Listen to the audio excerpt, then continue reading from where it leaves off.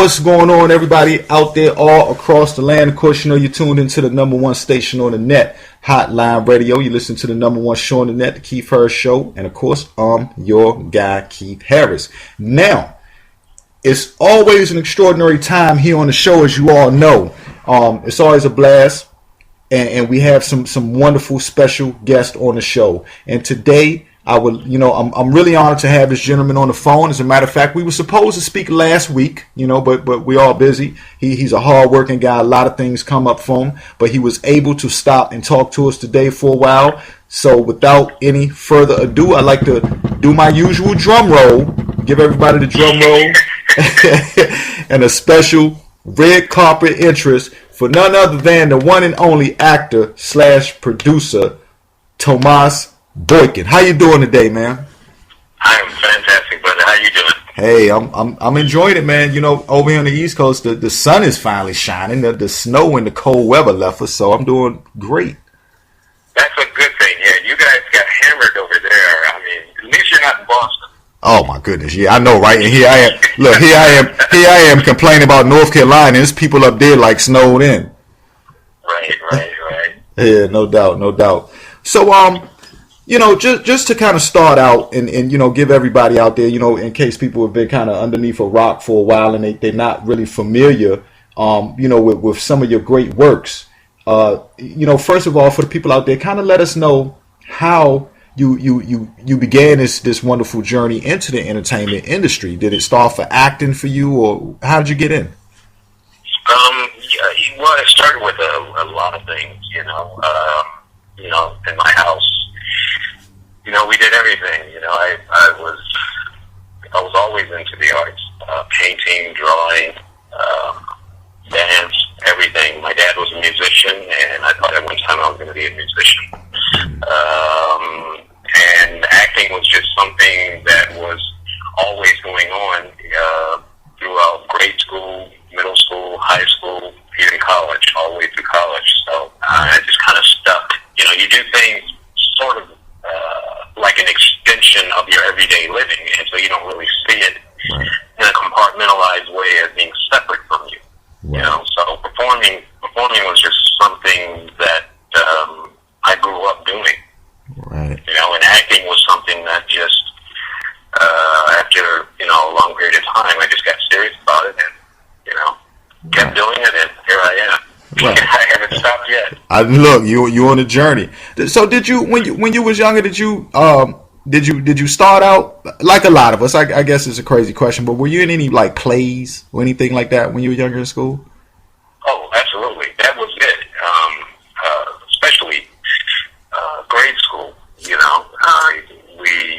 lot of the plays came from what we read in class in school, and from that, some of the ones that we selected, we would actually perform them. And sometimes, a lot of times that would be in what they call the assembly or the auditorium.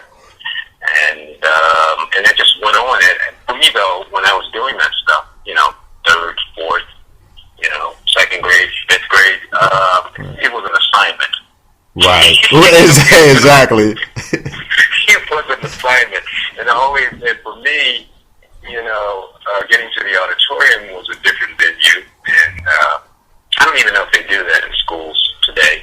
But yeah, for me it was an assignment. And so by the time I got up to like maybe the ninth grade or something like that, then it was just doing plays in school, like the high school musical and the dramas, and just being around the artsy folks that were in class, that were in the school. And a lot of those guys were my friends, and we hang out in Society Hill, Philadelphia a lot. It was just a culture or subculture of artists that really, I believe they're still thriving there in Philadelphia, like downtown Philadelphia. Yeah. So a lot of us come out of there, man, and we just continue on. Did you growing up in Philly? Did you grow up going to attending the Greek Fest sometime? I know I used to go out to I'm originally from DC, so I used to drive up and hit Greek Fest. Right. I think I've been maybe once or twice. Yeah. Because I went to college in the Poconos. Oh, and, okay. So it was very different Philly, but I enjoyed it, you know. Right. Yeah, man, growing up in Philly was great. Right. Yeah, I plan to go back there someday. Yeah.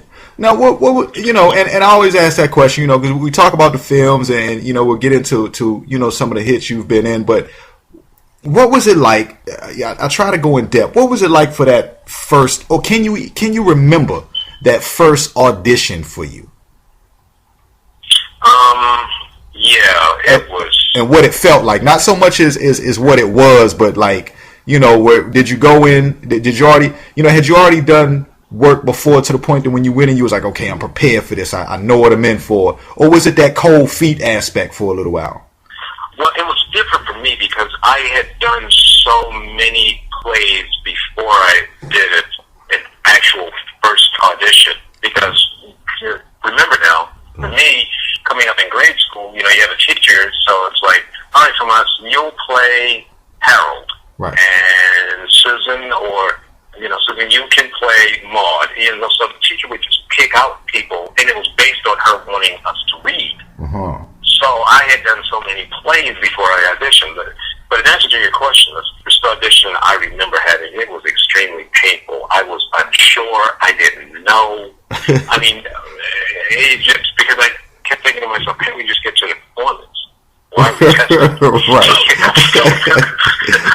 Why are we doing this? Then I realized, oh, okay. So when I get out of school and I really start doing plays, I'm going to have to audition, and I already had monologues, you know. But the auditioning process is quite different than actually performing. Yeah, you know what? You're the first person who's really said that, but I guess I can kind of imagine, because when you step into performing, it's like you know what you're doing, and you're just ready to get into it, like you said. But when you're auditioning, it's kind of like you feel like people are looking for something, you know, and you don't know what to bring. You're really trying to figure out what they want instead of just how to play the role. Right, and that's what it is. You're being inspected and you're being judged. And you know, you get directions, and then after a while, I mean, auditioning is still not something that I can't say I am just so in love with auditioning. You know, right? No, nobody is, right? You know, but I also see it kind of like a sport, and I'm pretty competitive, so going in for an audition is, for me, you know, it's one of those things where you just go in there and you do what you do, and you make your choices, and you book the room, but all of that is a process. Right. You know, it's so much more than just knowing the lines and all of that stuff. It's a lot more than that. You need to be in that moment at that moment. Mm-hmm. And if that crystallizes and it stays in the hearts and minds of the people who are viewing you, they'll remember you, and then they'll probably call you back so that you can repeat the painful process. Call back. Exactly. Right. When they already know how good you are, but they're gonna take you through that again anyway. You know, but it comes with the territory, so you just continue on doing it. Right, and you know, and goodness knows you've been called back quite a few times. You have man.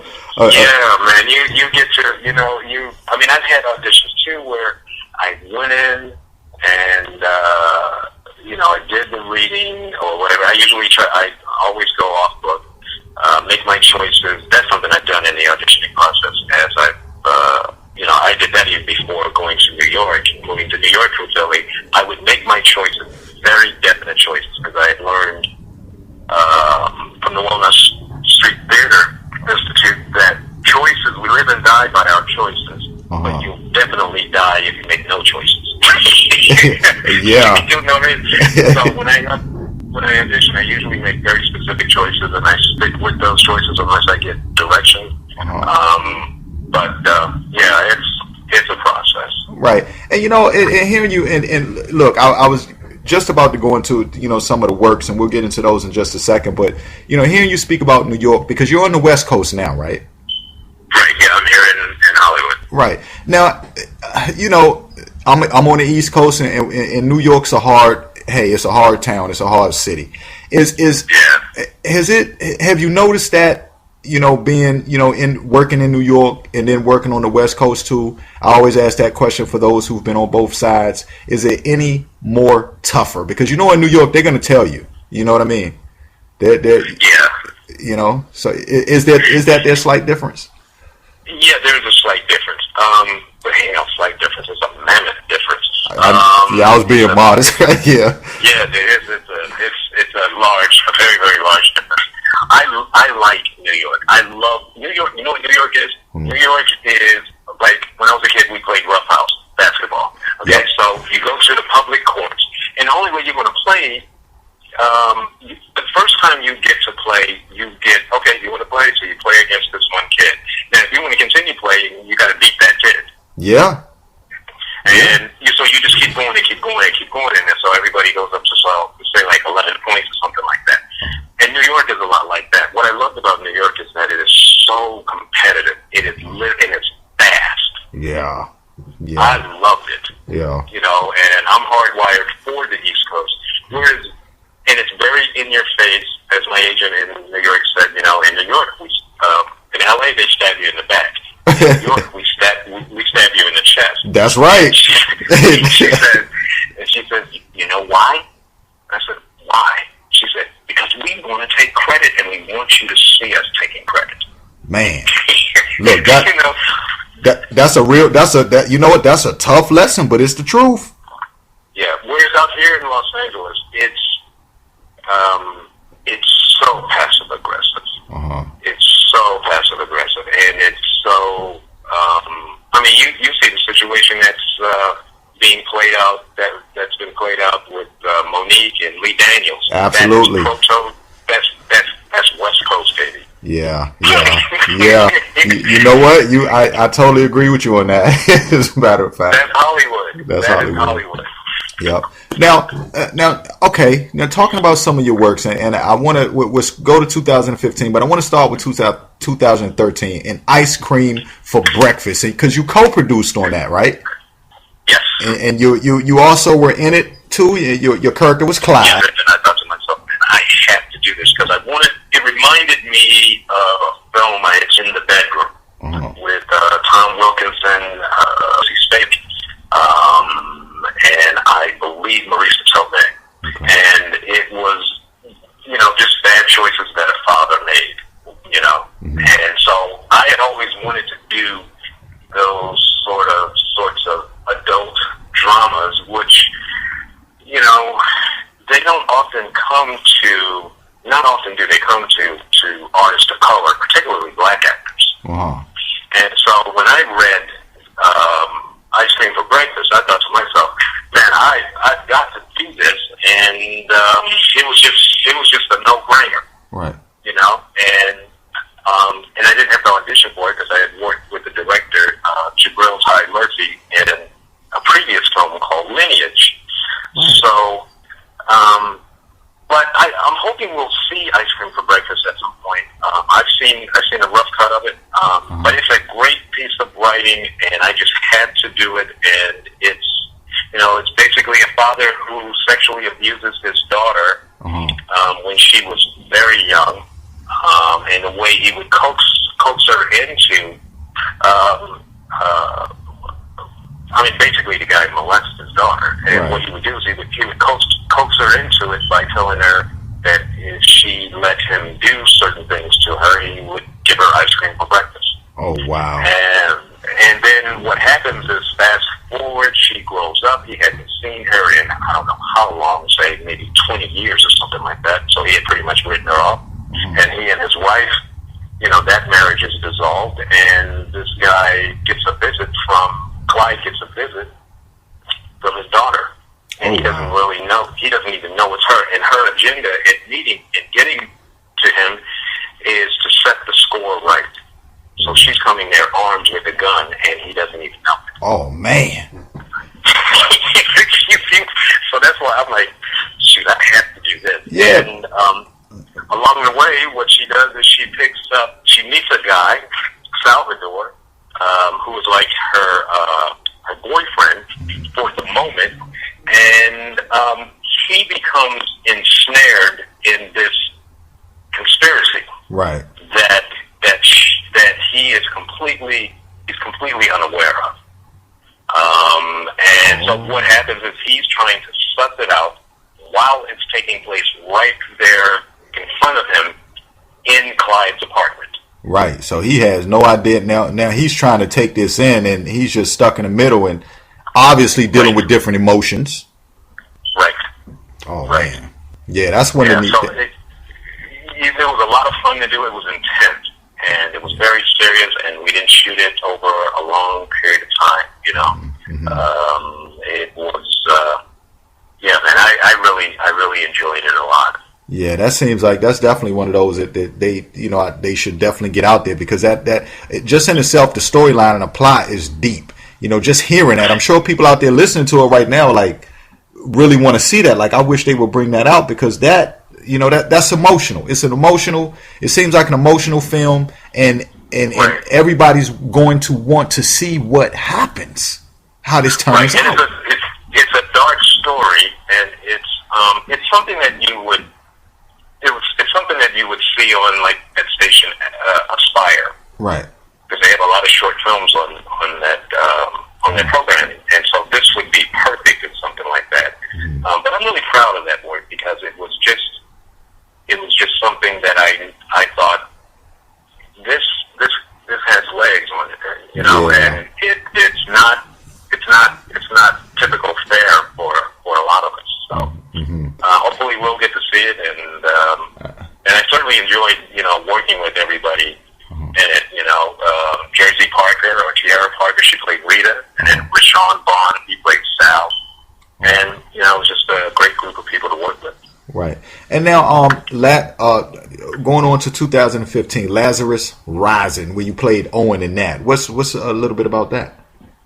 Well, yeah, that's another great project that's going to be coming out pretty soon, and I play Owen in that piece. And Lazarus Rising is, wow, I mean, there's a lot of people in it. You know, we got Eric Roberts in that. C. Thomas Howell was in it. Mike Pfaff, Mike Pfaff was the one who pretty much brought me in on Lazarus Rising. And Lazarus Rising is basically a thriller, and it is it's a crime drama.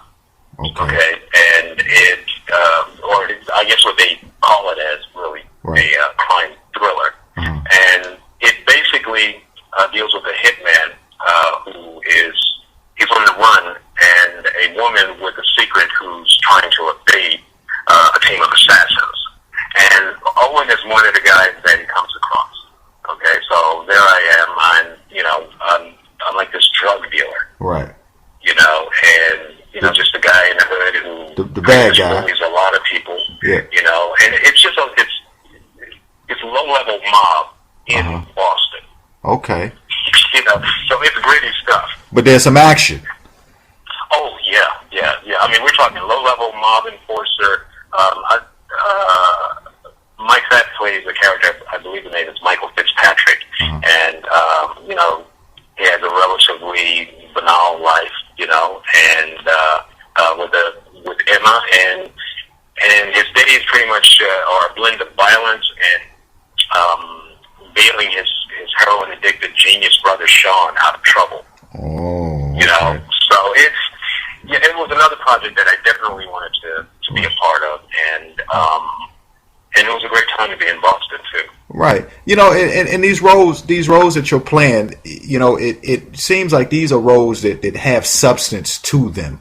They're not often to the wind. They're roles that capture people with some sort of emotion that you have to bring to the table.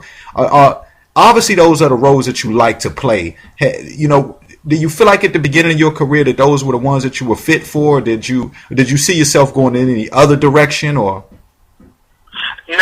It's interesting you bring that up, because a lot of what forms my choices, I think it's with any actor, they can say what they want. I mean, I probably get to do half of what I want, and the other half is stuff that comes to me. Right. Okay, so, and a lot of it has to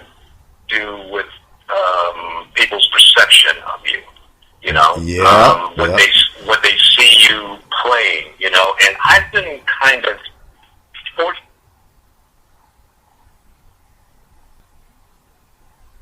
You, Tomas?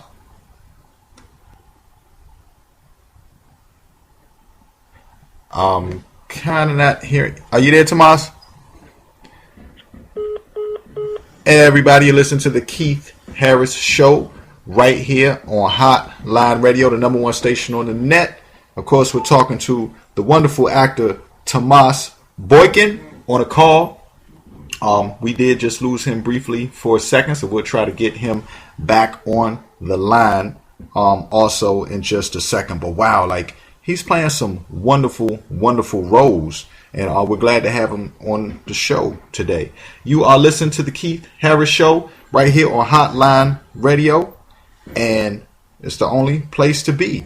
And and we're right here. We have Tomas Boykin back on the line. Yeah, we lost you for a minute, Tomas, but we're glad to have you back. I'm glad to be back. But a lot of it has to do with people's perceptions of you. And I've been pretty fortunate in that I've never really been approached with just roles that were basically the guy next door. Right. I've never gotten that, and I've never really concerned myself with being pigeonholed. Of course, I know what my brand is, and of course, Matt knows what my brand is. Right. But I like the stuff that I've been getting. Like the role, like Junkie.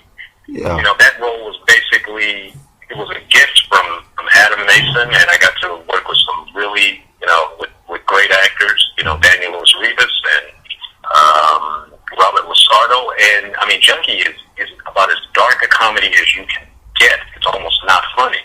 Oh, and, wow! And it's like a cross between Fight Club and I'm trying to think of that. There was a film that one of the Wayans brothers was in with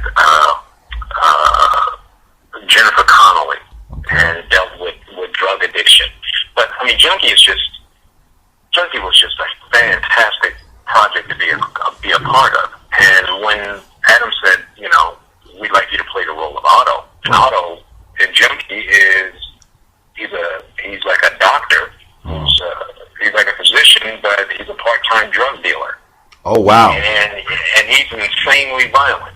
And he has access to the supply, I'm assuming, being a doctor. He has access to the supply.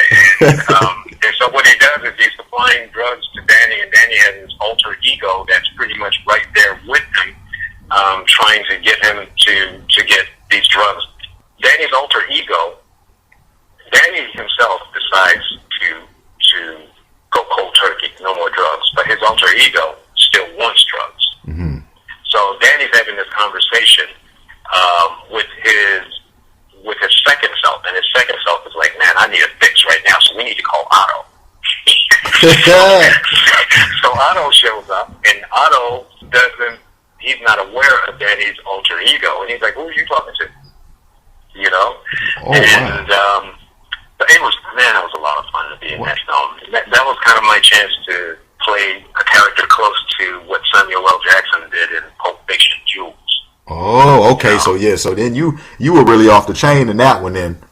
Oh God, dude, I got to use profanity I couldn't even invent myself.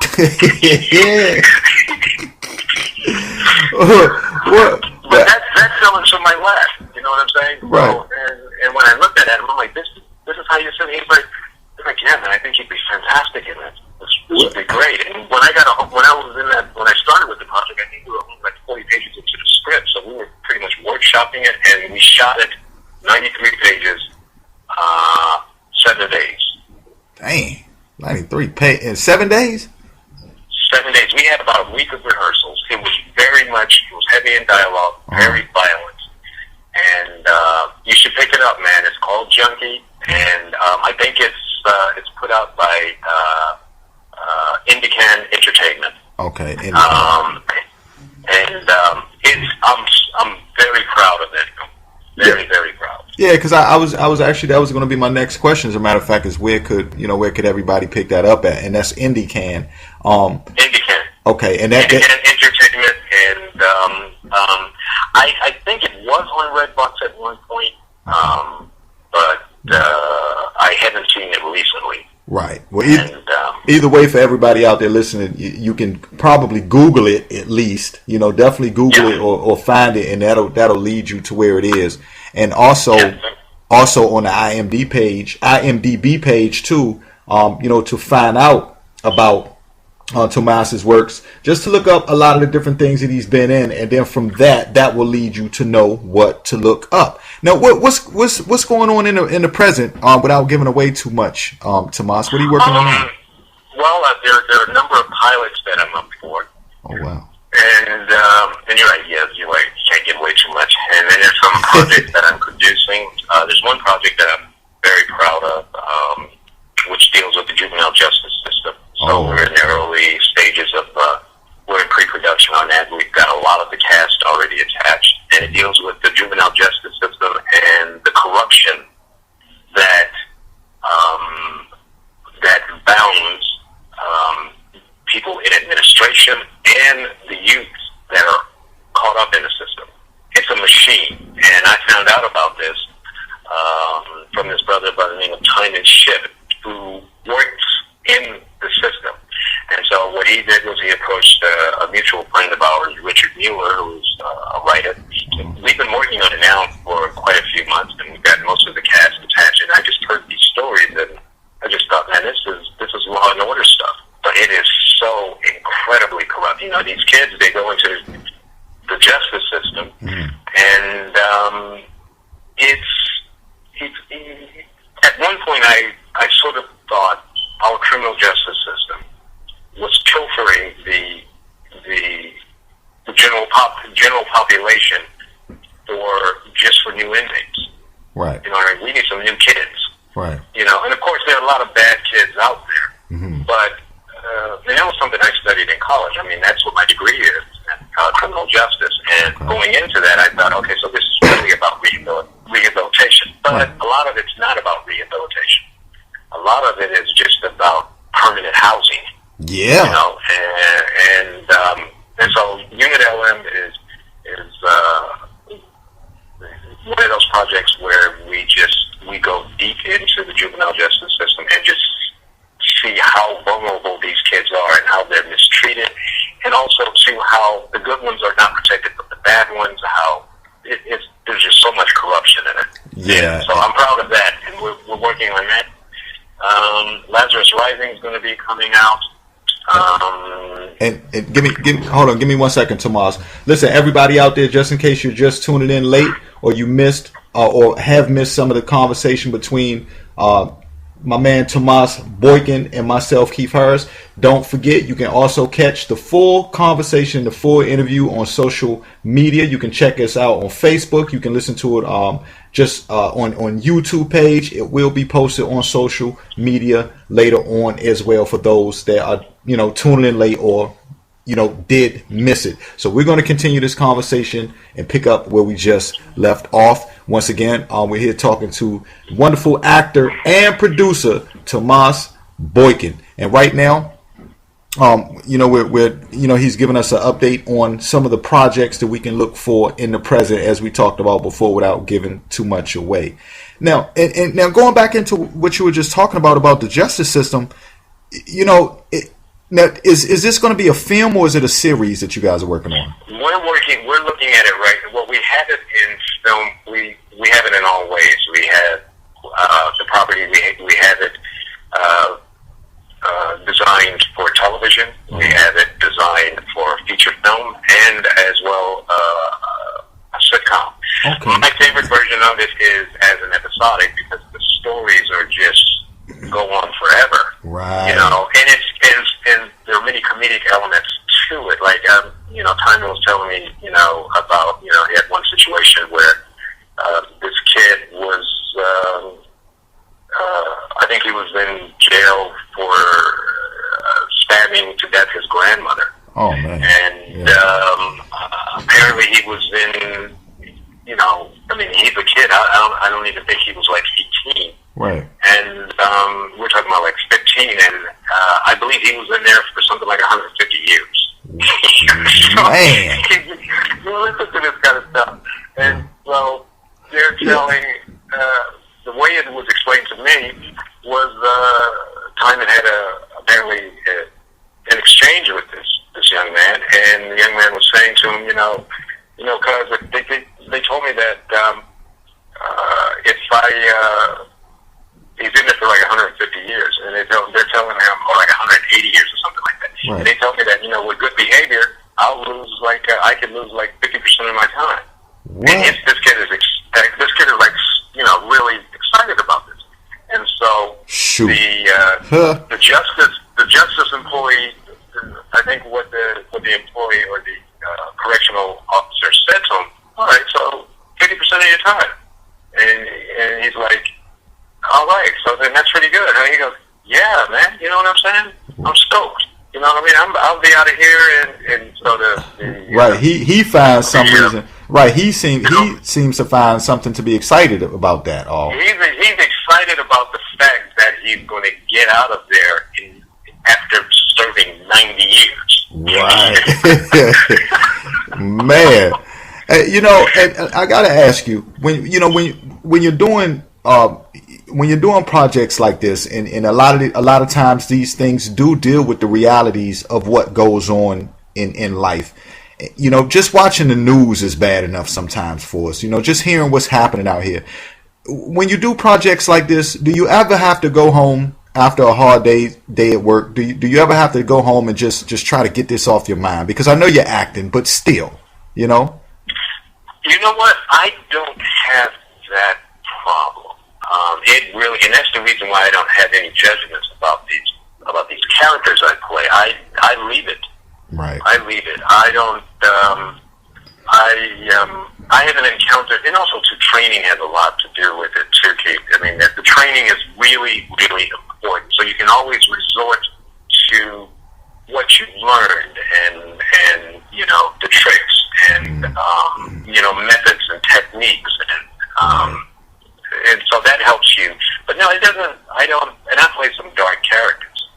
Right. Owen is a dark character, and he's just a dark character. And even the character I play in The Chair, Father Alexander, which is in post production now, another project I'm really proud of.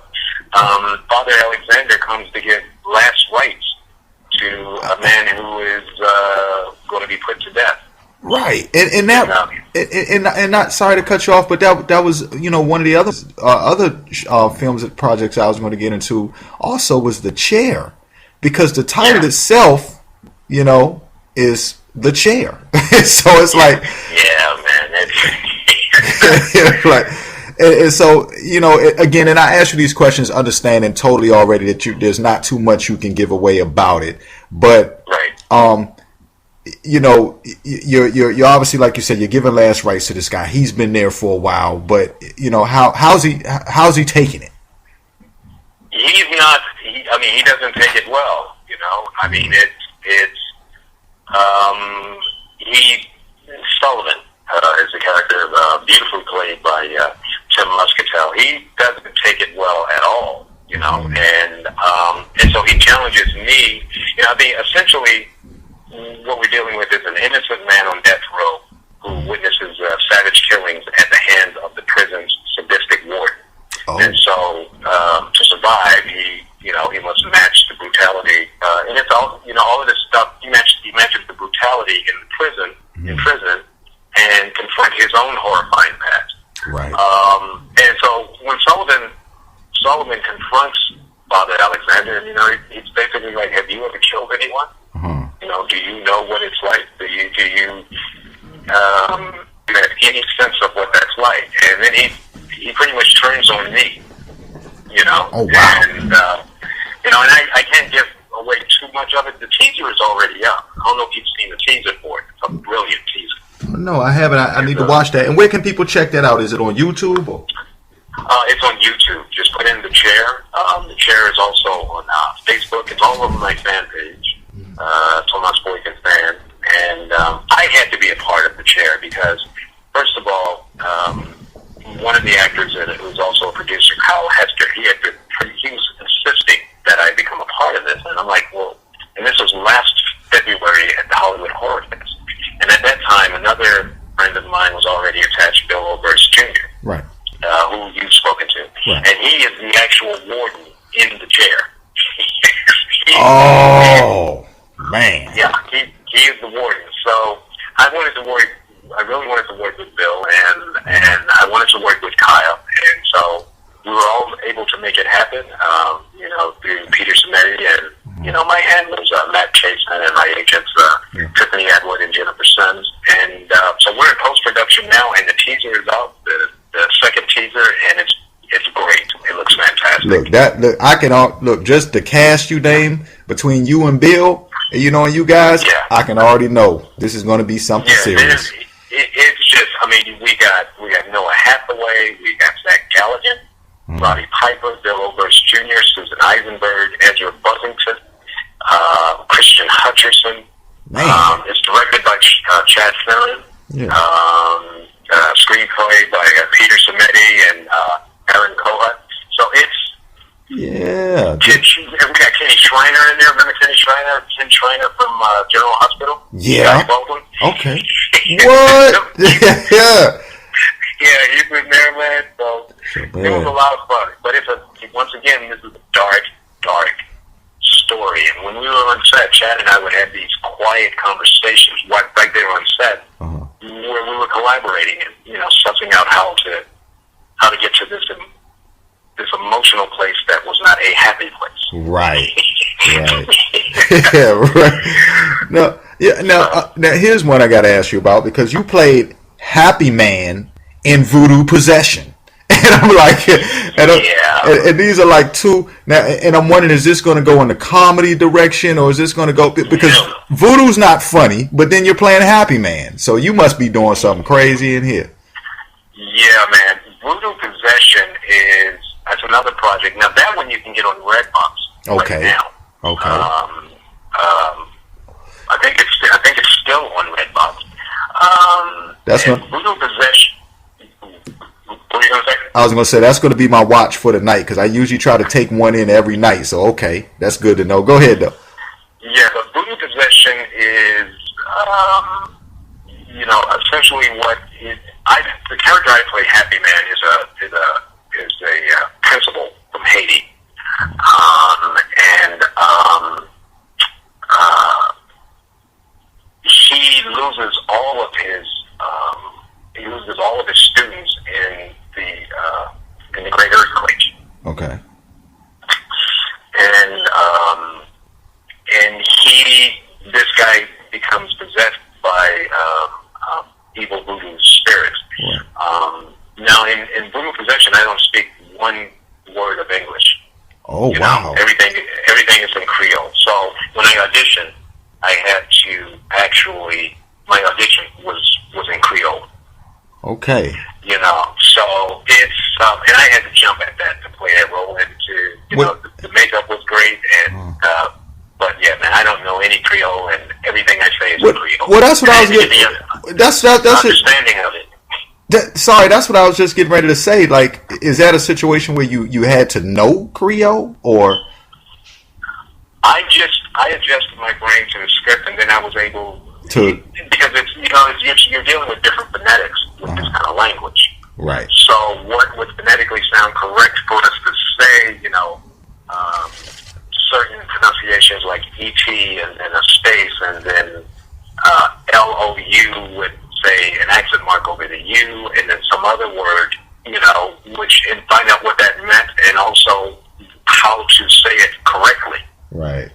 With a Haitian accent. Right. And I went into that audition not really thinking, I wanted to do the role very badly, but I went into that thinking I'll probably not get it, and I just threw caution to the wind and got it. And went crazy. They liked it. It went in on it.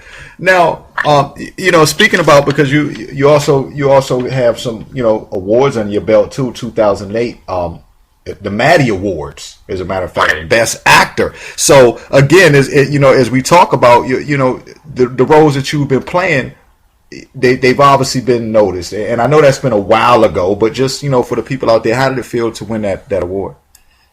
Oh, it felt great. It always feels good to win awards, man. It always. No one's going to ever tell you that they don't like being acknowledged. Right. And that was stage work of Mice and Men, and I very much wanted to do that. I haven't done too many. I don't think I've done. I'm proud of all of my work, and that doesn't mean that I think it's all great. But I don't have anything that I've done that I just truly did not want to do. I wanted to do Of Mice and Men, where I got the Maddie Award, and I definitely wanted to do Elegy for a Revolutionary, where I got to play a South African dissident who was in prison. I got the California Film Award for that in 2012. So the characters don't have anything to do with one another. Right.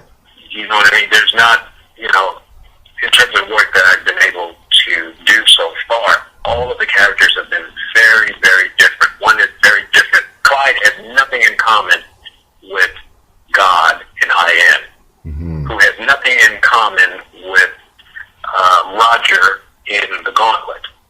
Right. You know what I mean? These people aren't even in the same family. Right. Now, when you talk about the in California, was that the Drama Critics Circle Award? That one, I believe, came from the play Passing. Oh, it was a play? Yeah, The Passing, which is something I did back in the late 90s. Okay. And but the California Film Awards was in 2012, and that was for the movie Elegy for a Revolutionary. Oh, all right. And that I believe that just stopped on the festival circuit. It was on the festival circuit for about a year and a half, almost, I believe, more than a year and a half. Right. And you play Ori in that, right? Right. Yeah. Okay. Yeah. Right.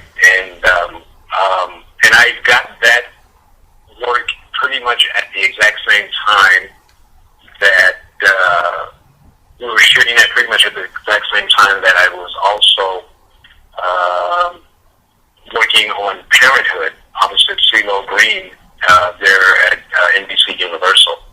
Oh, wow. So the characters have, if there's one thing I'm really happy about, it's just how different characters, one from the other, have been so far in my career. Right, because and that's the thing. We've been talking about film, but in those different things. But you've also grazed with television too. With let's see, Gypsy, as you just spoke about, Parenthood. Yeah, Gypsy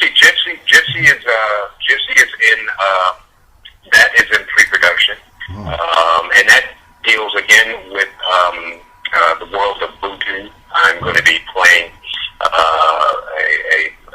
high priest of in voodoo culture by the name of Bon Baptiste.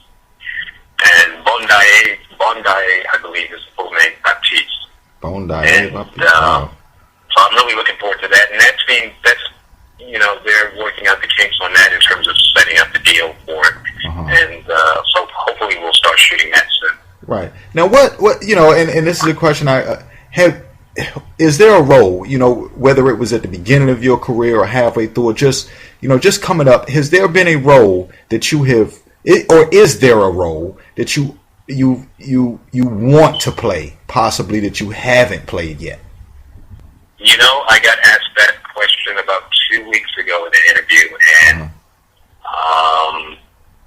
I've already begun. I've tried to work on it I've attempted to work on it with a few writers, but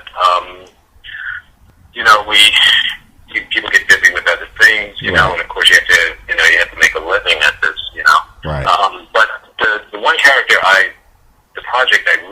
there's two projects, one I can't speak of, right, which deals with one of our American institutions, but the character I want to play is Thelonious Monk.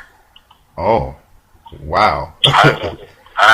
I've been fascinated by Thelonious Monk since college, and he is just one of the, and particularly just everything about him, man. And I've done a lot of research on him.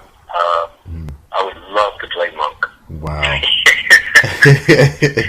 And I could, and that's the thing, with the roles that you play, and even with your voice and just the roles that you play and the character that you have, the deep roles are really for you. I can't see you just being the guy who's just on the screen and just playing up in the air roles. You're a substantial. I want to say you're a playmaker on the screen. You know what I mean? And thank you. Yeah, and that means that really means a lot. Now, what have you ever been to? Have you ever took classes? Did you ever go to theater or acting school before? Yeah, that's Walnut Street Theater. When I was in Philly, because you can only wing it so long, right? And so when I was in Philly, I was at Society Hill Playhouse for about a year, and then from there I went to Walnut Street Theater Institute. They had a program there for about, I think it was like 2.5 years, and so I did a lot of studying between Society Hill Playhouse, Walnut Street Theater Institute, and Freedom Theater, which is also out of Philadelphia. Right. And all of that stuff took place mainly, I would say, probably from, I'm thinking, before I got to college, I had done that training. Right. And it served me well, because what I realized was something that my dad told me quite a while ago, is that, trained artists have a higher sense of theory.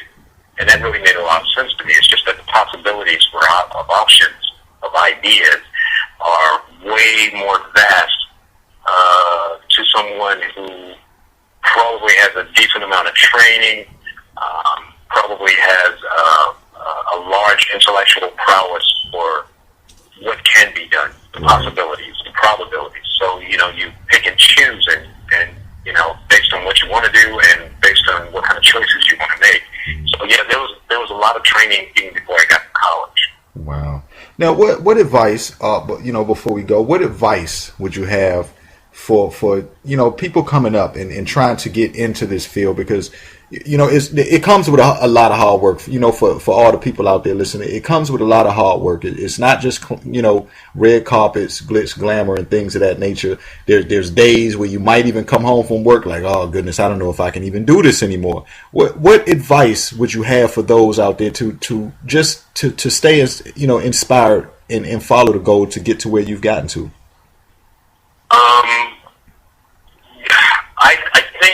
I believe that, ever so, when people look at these award shows, the Oscars and the Golden Globes, of course some of those people, a lot of those people you see at those award ceremonies, they're some of the most beautiful people, they're some of the richest people, they're some of the most talented people. But there's variations of all of those things in a lot, if not all of those people, but no two of them had the exact same combination. Right. But what they do have in common, I believe, Keith, is that they are the toughest people people from where they came. Yeah. Okay, so, in the 90s, early 90s, I was in a theater company in New York, and then there are things that play out that you don't think are going to play out. I'm a different actor now than I was 25 years ago. My sights are different, so a lot of it is just staying. Yeah. Just staying. And when I say staying, I don't mean stagnate. I mean staying. Just staying. And I remember in the early 90s, I was in this theater company. And there was about 30 of us, 35 of us, and we had already produced about 5 plays, and then we disbanded. And we were able to live off of those plays. And I think I was probably 1 or 2 of the only black members in the company. Everybody was a mixture. It was predominantly white, and a lot of there are people there from other countries, but we did original voice. I was really proud of the work that we were able to produce. But I'm probably, and here's the racial thing about it, if you want to look at it in terms of how hard it is, I think I might be, there's one other actor I'm aware of from that old theater company what I mean? So he and I are like the only two, and everyone else, you know. So a big part of it is staying. You cannot. This is not it's a marathon. It's not a sprint. It's you're here, man. Woo. You are here. If you're going to do it, you got to dig in, and you're going to be experiencing many, many nights and years, probably possibly years and months of loneliness and hunger.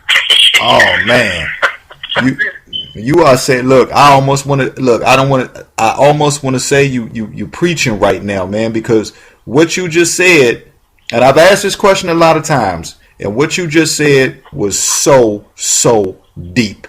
And until it was heartfelt. It was moving, because you're right.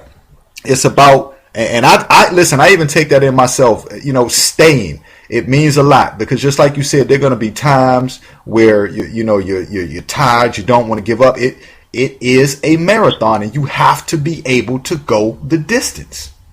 Yeah, man. It's not. So that's what I mean when I say you look at these actors. And I don't care how young they are or how old they are going to go through seasons.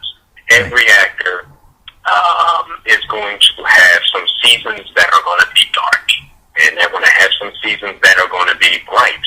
And you got to get through it. You know, you look at a cat like Morgan Freeman, or you look at, you know, any actor, you know, Denzel, or, you know, Jamie Foxx, or Daniel Day-Lewis, or Joaquin Phoenix. These cats got miles on them. Halle Berry, everybody. These are tough people. Ooh. And they are competitive, and they want to win all the time. That said, I don't believe they're not going to cut people out and right. be mean to people and right. be unfair to. But the competition is in yourself. That hunger. You want to get better, and you want to stay, and you want to grow, and that is a long haul. Man. Yes, indeed. And a lot of people, and I go into rooms. I've been in meetings, you know, where everybody is frothy over just the notion of an idea, and I look at them and I'm like, guys, come on, we're in the rudimentary stages of a non-stage, and you guys, you getting frothy over that? Yeah. Let's see where we are in about 6 months if we get that far. Man. You know what I mean? So it's a discipline thing, and you have to stay, and you have to be dialed in. And if it's what you want to do, I do it because there's really nothing else I can do. Right. You do it long enough, you can't do anything. Yeah. No. You know what? You're like right. a musician. You know, you just do it. You play. Yeah.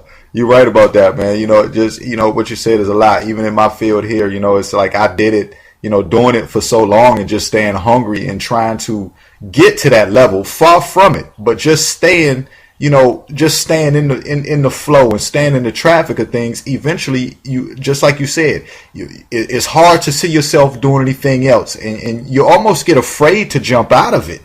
And so you have to be you have to be prepared to stay in it and always. Yeah, you have to be moving, and if that's really what it's about. It's not movement for movement's sake, and it's not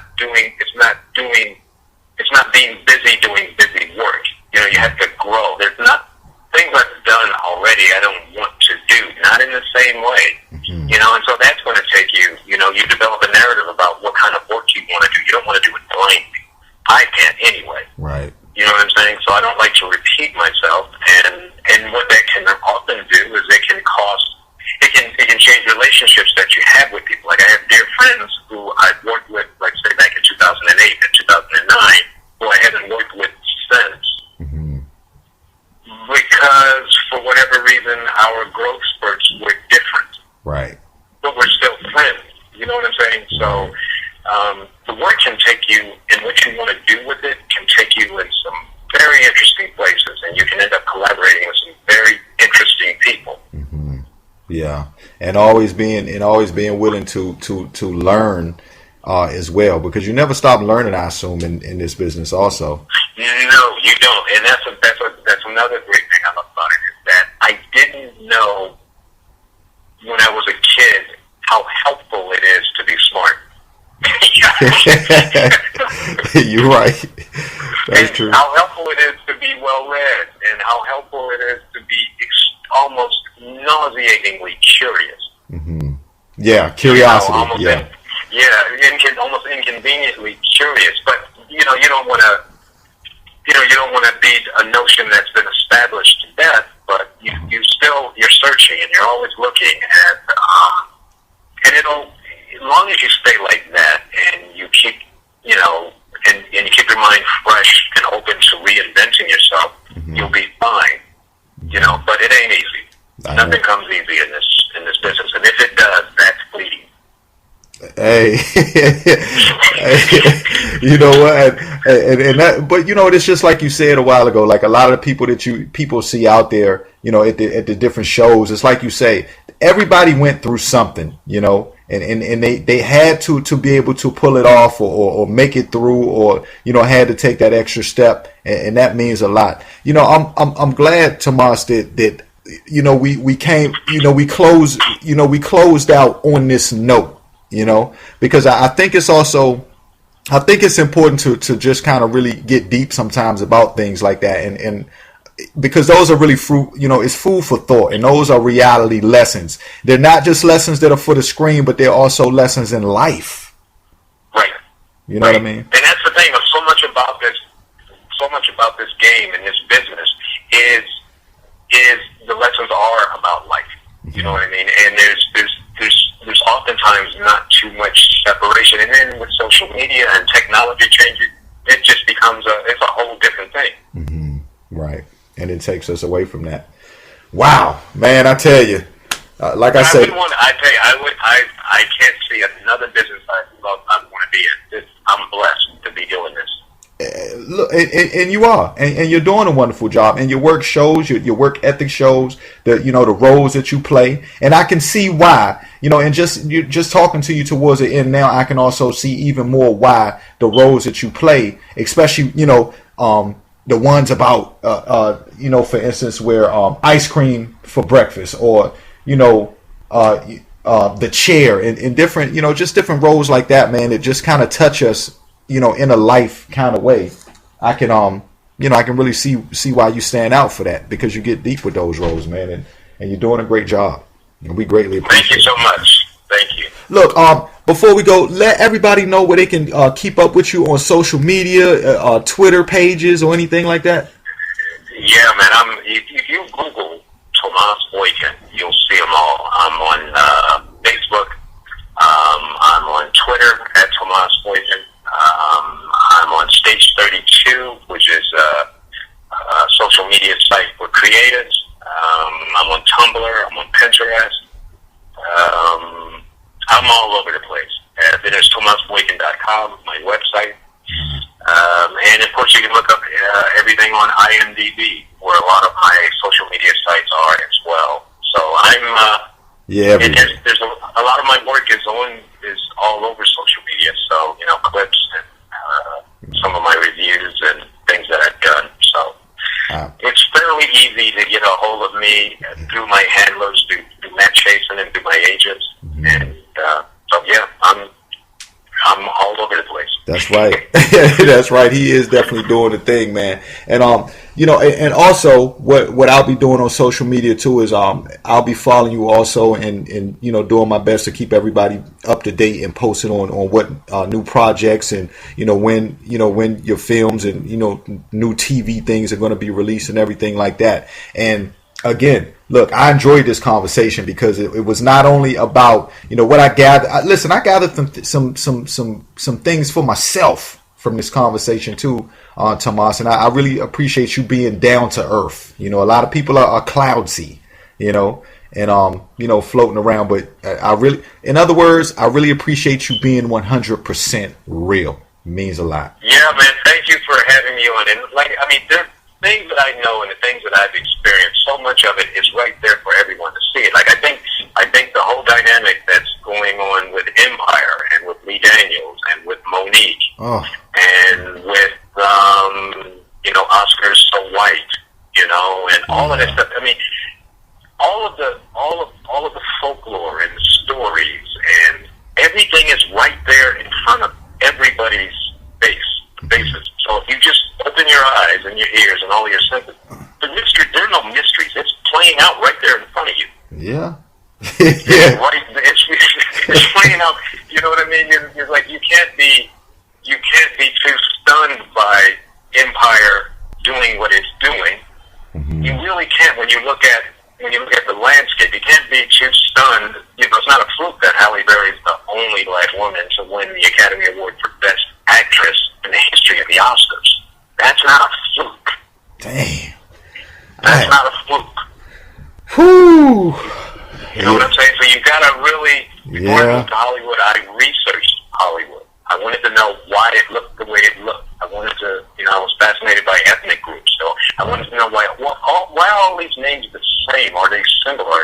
Are they end with the last suffix that similar suffix, you know, in the credits? So, well, who started Hollywood? Why did it start? Why did those people start Hollywood? You know what I'm saying? So I looked up all of that before I got here so that it would make sense to me why it is the way it is. And you know what? You are very right. I have done, you know, I do the same thing. I took time, and I started years ago. I took time to look and just pay attention, and just like you say, understand the formula and the dynamics. And you're right. It is, you know, I tell you, it's no surprise to those who get it, to those who want to understand it, you know. Right. And then there's that, and then there's that other side too that I don't know. They just must not want to know, Tomas. Well, the thing is, I think a lot of people, what they don't want to know, and you have to make peace with this, is that someone will ask, you know, well, how much is this going to? How much of this business? How much of you will this business require of you?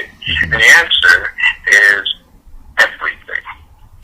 It will require everything. You don't clock in. Yeah, you're right. You don't clock in. Oh, man. You don't clock in. All you got to do is ask any of these people who are knee deep or neck deep in this business, and all you got to do is ask their loved ones. Yeah. You don't clock in.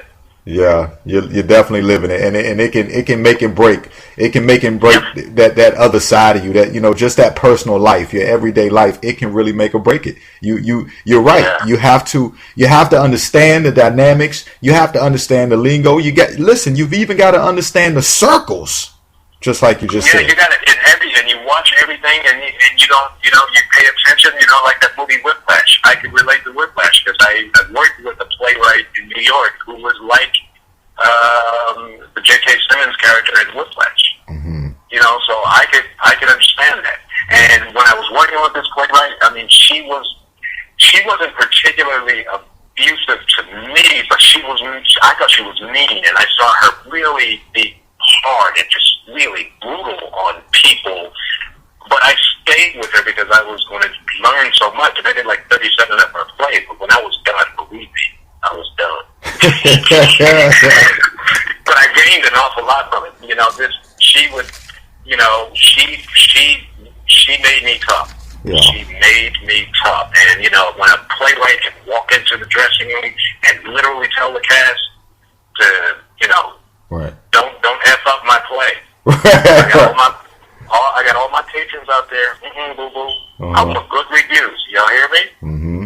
Right. You know what I'm saying? And when so I know what it's like to deal with people who require an awful lot of you, and to have just enough space in your psyche to endure it until you learn the lessons. Look, and this is definitely no business for the soft-hearted.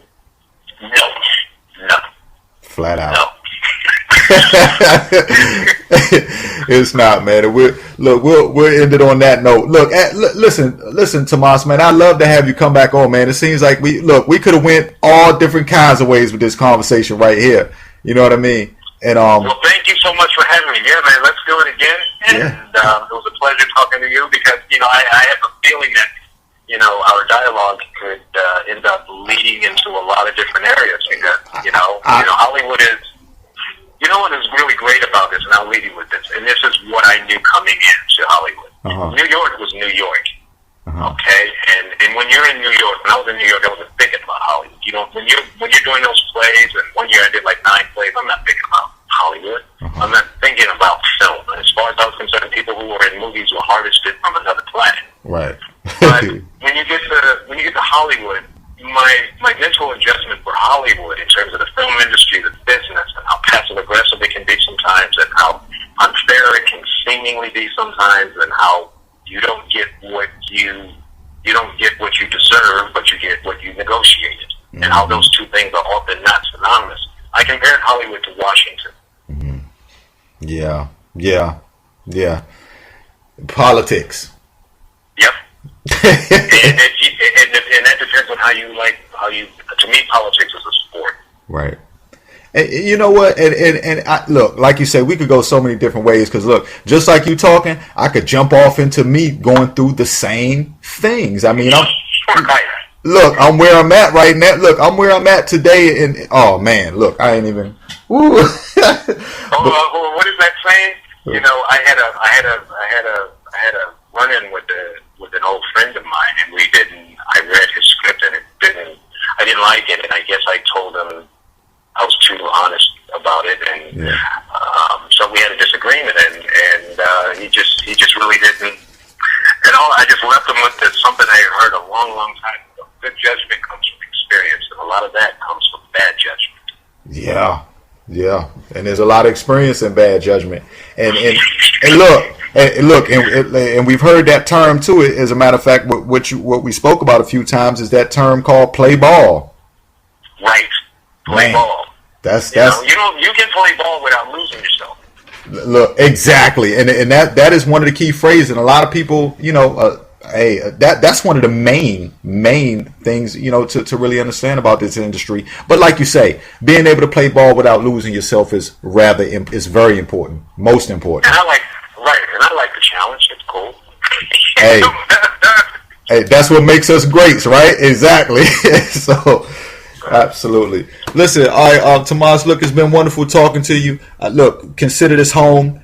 When you know your itinerary, I'll be keeping in touch with you, man. We'll keep in touch with each other. I'll be following what you do. And let's get back on here sometimes and just have a full breakdown. You know what I mean? Okay. Definitely. That sounds good, man. Listen, big shouts out to Matt Chasen too, for being so supportive and helping to Oh yeah, absolutely. Matt Chasen, my manager, Jennifer Sims, my agent, Tiffany Atwood. My partner, Lily Diamond, that's Team Boykin right there. Matt Chasen, Lily Diamond, Jennifer Sims, and Tiffany Atwood. Those are the people who understand me, who understand the brand, and they make it possible for me to do what I do. That's what's up, man. We're 100% behind you. Listen. Look, it's wonderful. As you already know, everything will be up on social media tonight. I can't wait. I'm looking forward to everybody enjoying this wonderful conversation we had. I know people are just going to sit back like, wow, and because there's a lot of truth to it. And I love it. We didn't just talk about the lights, camera, and action, but we talked about life, Right. And that's important. Listen, Tomas, I'll be talking to you soon, man. Look, stay in touch. And look, we'll talk again. We'll talk again anyway. We'll be in the show, but you and I will speak again anyway off the record as well. Definitely, man. Definitely. Thank you so much for having me, and it was a pleasure. And let's do it again. All right, Tom. Bye-bye. All right, brother. Wow, everybody. Woo! Tomas Boykin. Listen, I can understand the man's angle. I really can. For a minute, I was stunned. I was stunned for a minute because, there's a lot of lessons in what we talked about. But, listen, make sure you go check out my man, Tomas Boykin's films. Go to his IMDb page. Look up his work. He's doing wonderful work. We're going to see a lot more of him. I'd like to congratulate him on all his success so far. I wish him the best. I know there's so much more success to come. He's going to be around for a long time, ladies and gentlemen. He has the game. He overstands it, and he knows what time it is, and his work ethic shows. He's doing wonderful work. He's not just showing up on set like, hey, this is the business that I'm in, and look at me, and just waving here and waving there. He takes his role seriously, and you can tell that within his personality. So again, we send a big shout out to Tomas Boykin and his whole team, Team Boykin. As a matter of fact, you've been listening to the Keith Harris Show. I'm your host, Keith Harris. We do this all the time. Stay tuned.